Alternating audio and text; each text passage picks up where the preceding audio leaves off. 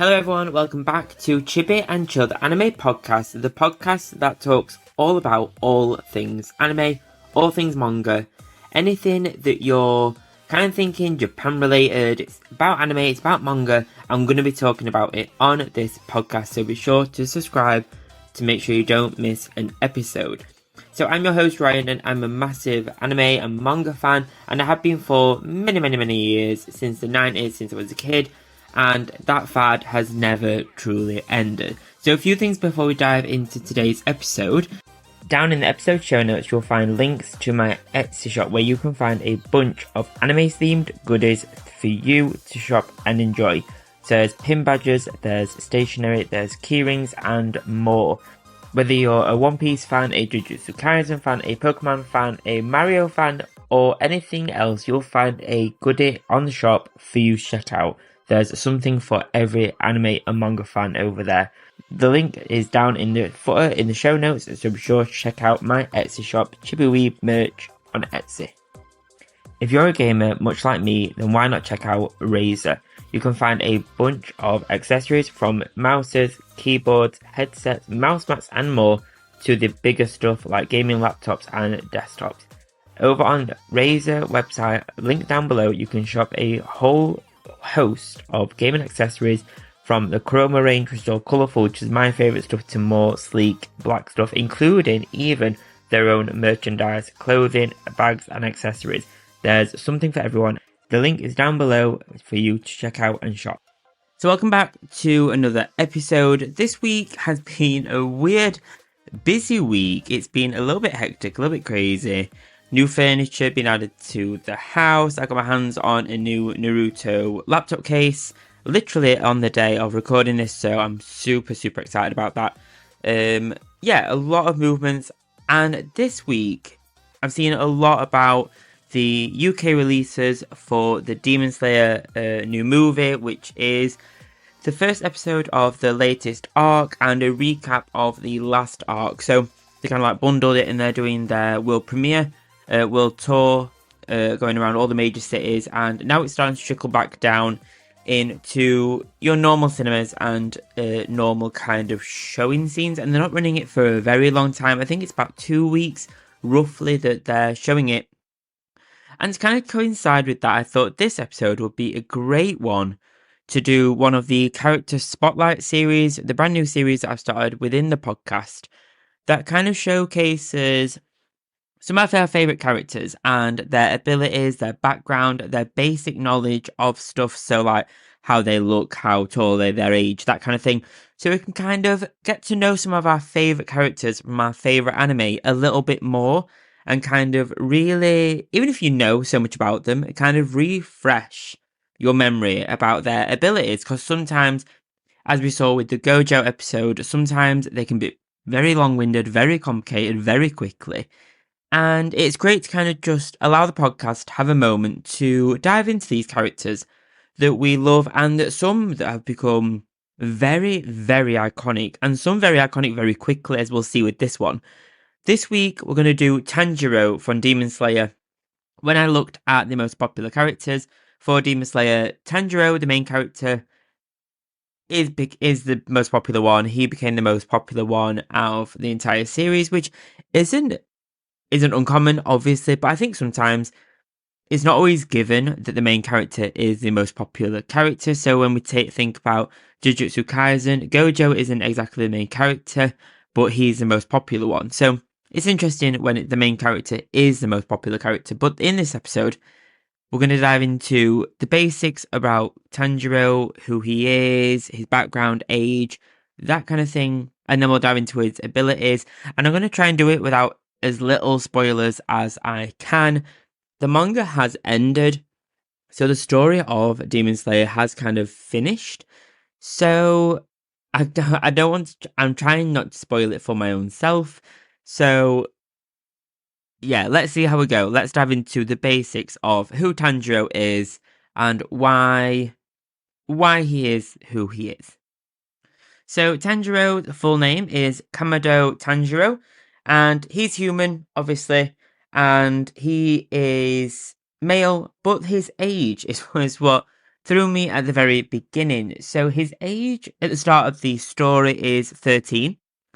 He then, at the end of chapter 5, is 15, and end of chapter 204, he's 16. So I don't know if maybe I missed the memo on this one, but I thought Tangiro was much older than 16, definitely older than 13. And I don't know if maybe that's really commonplace, that I always expect these characters that are super strong, super kind of athletic, like Tanjiro is, to be older than teenage 16. Like, I expect them to be like 18 at the minimum. But anyway, he's 16. His height is around 165 centimeters, and his birthday is the 14th of July. So I'm so close to sharing my birthday with Tanjiro. My birthday is the 13th of July. So super close. But he's got an affiliation with the Demon Slayer Corps. Obviously, he used to be a coal burner, but now he is a full-time 9 to 5, 5 to 9, or whatever the saying is, Demon Slayer. And he has a couple different breathing styles, and we'll dive into these in more depth later on. But we've got water breathing, sun breathing, and biokinesis. And with him being the main character, the first time we see Tanjiro in the manga is chapter 1, and in the first episode 1 of the anime. So it's straight off the bat, we meet Tanjiro. From a personality point of view, Tanjiro is known to be very soft and kind by nature, very kind. Kinder than I would say most other main characters. He's super compassionate and exhibits a great deal of determination and drive. And kind of that's shown obviously through his drive to find a cure for Nezuko and his actual care for others. And we see that kind of intense compassion and honesty, not only on those around him within the Demon Slayer Corps, within his friends, within his own family, but we see it a lot of the time as well with the demons themselves and giving them either a merciful death, so nice, quick, fairly painful one, painless one. Obviously it's gonna be painful, but try and do it painlessly. For the ones that maybe we see sometimes the backstories of some of these characters, such as the spider demons in series 1, and they're actually, we find out that the demons are much more complex than what we believe them to be from the beginning, and Tanjiro notices that and kind of takes a kinder stance on his role as a demon slayer. So we kind of see this kind of duality with Tanjiro on where he stands professionally, the role he has to do, and the emotions that are circling around, the intense emotions that are circling around, being kind and doing his role in the best and most honest way that he thinks he can. We kind of see a naiveness in Tanjiro with his personality as well. He's a country boy, so he grew up in the countryside of Japan, and as beautiful as that is, that has led him to be kind of naive when it comes to some areas of modern life. So we see with the Mugen train, he did not know what a train was. He thought it was some kind of land spirit, and that kind of moment made me think of the cat bus from Ghibli, those kind of vibes. And he kind of doesn't know what the great lights were when in the entertainment district art that were kind of lighting up the cities. He didn't know what they were. And there's moments like that where we see this real kind of almost sense of childlike wonder with what he sees around him and why he doesn't know what it is. It kind of always goes towards a spiritual side, which kind of sits quite nicely with his role as a demon slayer and the traditions of living in the countryside and almost the Shinto beliefs. And it says a lot about his own belief system if he thinks that the train is actually a ground spirit or forest spirit. And it says a lot about Tanjiro and his own belief system mentally. From an ability point of view, we kind of see in the very beginning that he's not trained to be a demon slayer and kind of fumbles around a little bit. But what we do notice quite from the off is his very sharp and strong sense of smell, and that's something that immense sense of smell allows him to have a bit of an advantage over the field who can smell blood, but also smell a specific type of blood as well, smell a specific, if it's a demon blood or human blood, and kind of use that sense of smell to almost locate where they are and find them efficiently, almost like a dog would. So that becomes his own unique trait as a demon slayer. One smaller kind of ability, I guess you could say, it's not really an ability. He has a ridiculously hard skull. So he's used that a couple of times in the series and it does prove useful, I guess. One thing we saw him do quite early on was giving the Wind Hashira a bleed after giving him a headbutt. And he kind of falls to the ground himself as well, but he's obviously not quite as hurt, but the Wind Hashira just kind of like falls. But kind of useful, kind of weird, but useful, I guess. But yeah, he's got a really hard skull, and that seems to be with some of the main characters as well. Maybe hard skulls are the thing. Maybe they are like the in fashion thing for main characters to have. So let's move on to some of his specific Demon Slayer abilities. So the first one is one that the characters really, really kind of, it's his iconic kind of mark, I guess, but it's his Demon Slayer mark. And Tanjiro's Demon Slayer mark takes the form of almost like a flame-like pattern, replacing the scar on his forehead. And after Hashira training, his scar is replaced with a permanent flame mark, and when he activates his mark, it grows in size and shape, reaching well past his eyebrows, and this allows him to kind of have enhanced natural abilities of what we've already seen, such as speed, reflexes, and strength. So it allows him to be a much stronger Demon Slayer, and we saw the kind of change that this had when he was fighting the upper rank 6 demon Gaitaro with Daki as well, which granted him the boost in physical strength he needed to beat the upper rank. But this does come at a price. It's not just a failsafe.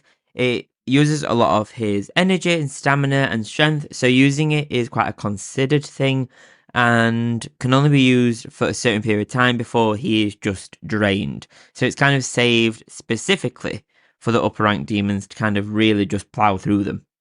Within the world of Demon Slayer as well, there's the breathing styles, and each Demon Slayer has their own specific breathing style that kind of is their signature, and their signature styles, moves, and abilities. And Tanjiro's key one, and kind of almost main one, is water breathing. And this was taught to him by Tsukonji Yorokodaki, who was the previous water Hashira and water breathing cultivator. It's a lot of words there. And this was Tanjiro's initial breathing style, and we see it kind of supplemented with sun breathing as well later on. But he became especially kind of proficient in it to a point where he could modify pre-existing forms of the water breathing to suit his certain circumstance or situation that he finds himself in. So I don't think I'll have time to go through all of the techniques, but I'll go through some of the water breathing techniques that we see him use. So we've got first form, which is water surface slash, and this the user generates enough momentum to create a powerful single concentrated slash. In the second form is called water wheel, and this one the user leaps and vertically spins forward in the air while releasing a flowing attack in a circular motion, so a bit like a wheel. In the second form improved, it's lateral water wheel, so an alternative variation of the second form that unleashes a horizontal spin instead of a vertical one. We've got third form, which is the flowing dance, and the user swings and bends their blade in a winding motion along with their body and dances in a flowing pattern, slicing everything in its path. So this one's a little bit of a kind of mass attack, I guess. The fourth form is striking tide, and the user makes multiple consecutive slashes with their body and sword in a flowing fashion to deliver multiple blows simultaneously. And then we've got fifth form, which is blessed rain after the drought. Very long title, that one. But this one, the user changes their grip on their sword and decapitates the opponent in a single flowing strike that causes little to no pain. It is a sword strike of kindness used when the enemy willingly surrenders. And this one we see is one that I mentioned a little bit earlier on with the spider demon and his compassion coming through and creating a breathing style that creates little to no pain for the receiver, so it allows them to be killed more mercifully. And then we've got sixth form, which is Whirlpool. The user fiercely twists the upper body and lower body, creating a whirlpool of air that cuts anything caught inside of it. And its effect is, and efficiency is enhanced underwater, where they can draw water around the weapon to kind of enhance the slash. And a little bit more quickly this time, it's a seventh form. We've got drop, ripple, thrust. So it's precise, fast, and accurate thrusts with the blade. Eighth form is waterfall basin, which the user cuts the target vertically in a flowing motion, which is most effective when they're kind of falling downwards. We got ninth form, which is splashing water flow turbulent, again a long one. And this one is the user changes their footwork in a way that minimizes the landing time and surface needed when landing, allowing them to move without limits. And 10th form, which is the final form for water breathing, the user performs a constant, it's called constant flux, and the user performs a constant flowing attack which takes the form of a water dragon that increases in strength and power with each rotation due to momentum. So each there's quite an array of attacks, and each attack kind of suits a different situation better or a different opponent better. So it's they can create alternative versions of these attacks or enhance them depending on the environment. Like some are better underwater, some are better when they're falling. So it's they create their own real super strong arsenal of attacks based on their specific breathing style.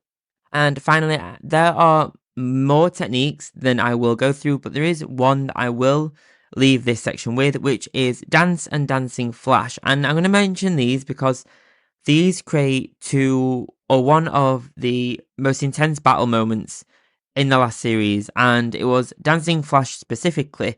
And it's a modified version of Dance, which is a single high-powered vertical slash. That's developed only by Tangiro, and it's used only by him. And he infuses the thunderclap and flash technique of thunder breathing into a high-powered slash of dance by inhaling huge amounts of oxygen, increasing the pumping of blood through his entire body, focusing it on his legs, and releasing it all to assault the target with a slash. This technique was capable of outspeeding Genya, Nezuko, as well as the fleeting Hentengu as well. And that was an amazing scene in the anime. That was one of the best bits of that entire season. So we've taken a look at the basics of, or the more physical facts of Tanjiro, his age, name, and so on. And then we've also looked at his upbringing, where he grew up, his abilities, and his kind of breathing styles and more specific Demon Slayer abilities. And we'll finish off the episode with some trivia as well. So his first name contains the reading of the kanji for charcoal, which is tan, to heal, which is G, and sun or male, which is ro, which is also a common masculine name suffix, and the first kanji of Tanjiro's surname translates to a traditional Japanese wood or charcoal fueled stove or furnace named a kama, while the second kanji means door or do, which both contain the kunyomi reading. Apologies if I butcher these, but I'm trying my best. But Tanjiro ranking in the popularity polls is first place in the popularity poll with 6,742 votes. And Tanjiro ranked fourth place in the second popularity poll with 9,045 votes, hence why he's the focus of this episode. And in contrast to his current look, Tanjiro's initial design did not wear the scar on his forehead. And he did not have the Hanafuda earrings as well, which have now become absolutely iconic for the character. And his overall appearance was a lot more androgynous than it is now. He was initially supposed to have more serious, a less light-hearted personality that he does in the series now, When Tangiro lies, he can't keep a straight face due to his honest nature, which is a cute one. Tangiro inherited his hard forehead from his mother. Tangiro is one of the few characters to have their Nichirin sword actually change appearance. Apparently, Tangiro is able to understand what birds are saying. Tanjiro's pen pals are Sengoji, Senjuro, and courtesans from the entertainment district, Giyu and Tengen. And finally, his favourite food is Angelica sprouts. And when they're on the table, even if he keeps himself composed, you can see his nostrils flaring. Oh, and actually a bonus one, Tanjiro is tone deaf along with Inosuke, so not good at karaoke. There is a lot more I could kind of cover, but I really don't want to spoil it for myself. I have had some spoilers in the past, so I already kind of know some bits, but it's hard to not kind of see the spoilers, but I really don't want the podcast to be full of spoilers, and I don't want to spoil it for myself either. I want to I've not read the manga, although I really do want to as well. But I think I might try and do that afterwards. I really want to get that like big box set that you can get of the entire set, but I think it's about £200 and odd. So I cannot justify that right now with too many holidays booked and too many things going off, decorating a new house and stuff. But yep, if you read the manga, obviously you'll know the story, you'll know more. But I really hope whether you're a manga only reader, an anime watcher, or both, I really hope you've learned a little bit more about Tanjiro from this episode and learned a little bit more about his background, powers, and the little trivia bits that are lesser known. So thank you so much for joining me on this episode, and join me next time on the next episode of Chibi and Chilled Anime Podcast. See you next time. Bye bye. Thank you so much for joining me on this episode of Chibi and Chilled Anime Podcast. Thank you so much for every listen and download. It really does mean a lot to me. Thank you so much. From one week to another, thank you. Please do leave a rating and a review on the podcast platform that you're listening on this to. It really does support the show. It only takes a few seconds and it's free. I cannot ask. If I ask one thing of you, I'd ask that. Please do leave a rating and a review. Even if it's not great, please let me know. You know, it's even a bad one. Well, bad press is always what's the saying? Any press is good press, I guess. Oh, that rhymed. So a rating and a review would be great. It really does support the show. So thank you so much for whatever kind of review you do leave. Sometimes finding a birthday card or an occasion card can be a boring task. However, I have some anime-themed cards on my Thortful.co.uk creator profile, which is found in my links on social media. Over on Thortful, you'll find a bunch of anime-themed cards, such as Studio Ghibli Happy Birthday cards and more, with my range being updated regularly. Each card is processed by Thortful.co.uk, with shipping being fast, quick and efficient. You can shop my anime-themed cards over on my Instagram, with my links being over on there. Search Chibi Weeb Anime and you'll find me. Thank you so much for listening. Thank you so much for checking out the podcast. It really does mean a lot. Please do leave a rating and a review down below. It really does support the show and it's free to do. I'll see you next time. I'll see you next Friday. Have a great weekend. If you're a subscriber or if you're thinking of subscribing or starting the free trial on Apple Podcasts, I'll see you on Sunday for the next episode of the Chibi Piece exclusive Apple Podcast exclusive episode on Sunday. Thanks guys. Bye bye.